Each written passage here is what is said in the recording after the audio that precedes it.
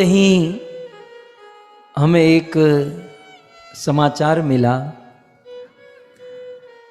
बचपन में हमारे मित्र हुआ करते थे जिनका नाम था अमित भगवान भाई डोंडा। लगभग मैं 5 साल का था। हम लोग चड्डी पहनकर खेलते थे, घूमते थे और बचपन से ही इस परिवार के साथ हमारी आत्मीयता, हमारा एक लगाव, एक मानो आसक्ति के समान हो चुका था। स्कूल के दिनों में हम साथ में थे और फिर हम दोनों का रहना अलग हुआ। कई वर्षों तक वे कॉलेज में गए, मैं अपनी कॉलेज में, फिर वे अपने बिजनेस में। उन्होंने बहुत प्रगति की, बहुत प्रोग्रेस किया और 15 वर्ष के बाद पुनः हम दोनों मित्र वापस मिले और तब तक हम इस्कॉन में प्रचार करना प्रारंभ कर चुके थे। और फिर जैसे कि आप सब जानते हैं कि मेरा स्वभाव है बोलना, तो मैं कुछ घंटों तक अमित प्रभु के साथ बैठा और चर्चा हुई। पता नहीं मेरी बात उनको समझ में आई या नहीं, लेकिन वो इस बात से आकर्षित हुए कि बचपन में हम दोनों एक साथ खेलते थे, ये लड़का मेरा मित्र इतना ज्ञानी कहाँ से हो गया। तो धीरे धीरे आकर्षण हुआ, प्रभावित हुए और अब तो माता पिता के संस्कार तो थे ही, वे भगवान की भक्ति में जुड़े तो वो अमित, उन्होंने सोचा कि ये प्रभु जी ने जैसे मुझे भक्त बनाया वैसे दूसरों को भी बनाना चाहिए। तो वो मुझे कहने लगे कि प्रभु आप प्रवचन कीजिए, प्रचार कीजिए। और उन दिनों हमारे पास कोई सुविधा नहीं थी, हम बहुत गरीब प्रचारक थे। तो उन दिनों ये हमारे मित्र कहीं सिंगापुर से, बेल्जियम से आए थे वापस, तो कुछ साउंड सिस्टम लेकर आए थे अपने घर के लिए। इन्होंने कहा कि प्रभु मेरे घर पर साउंड सिस्टम है और मैं हॉल बुक करा देता हूँ, आप प्रवचन कीजिए और धीरे धीरे हम लोग भागवत का प्रचार करेंगे। ये लगभग 20 साल पहले की बात कर रहा हूं मैं, 15-20 साल पहले। आप देखना चाहते हैं? ये है ये मेरा मित्र अमित और ये मैं। अब ये फोटो की लीला भी मैं आपको बताऊं।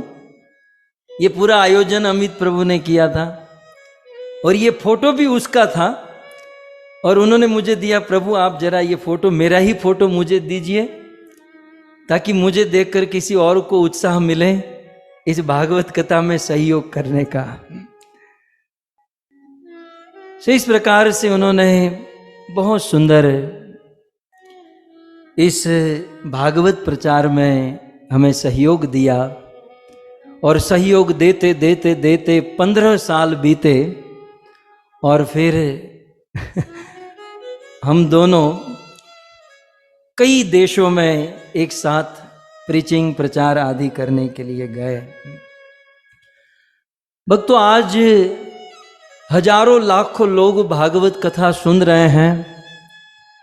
ये सब केवल मुझे देख रहे हैं, लेकिन मैं कहना चाहता हूं कि इस प्रचार के पीछे, इन कथाओं के पीछे कई लोगों का हाथ है।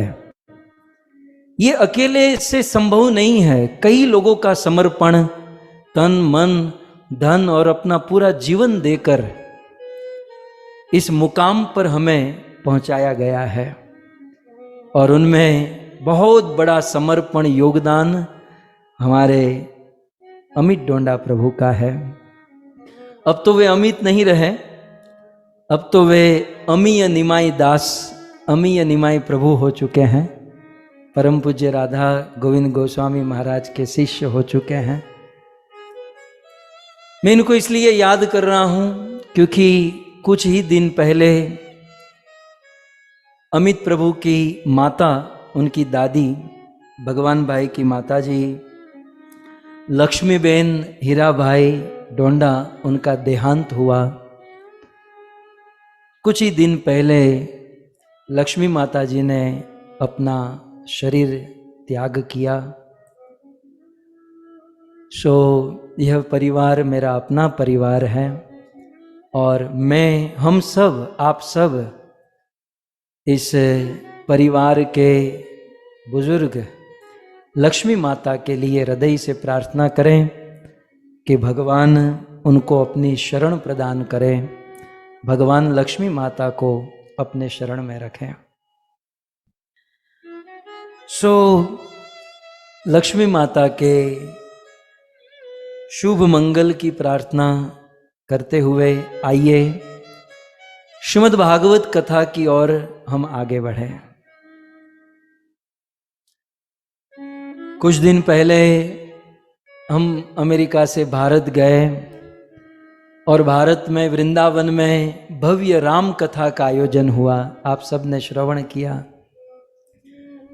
लगभग 296 नंबर की वह कथा रही।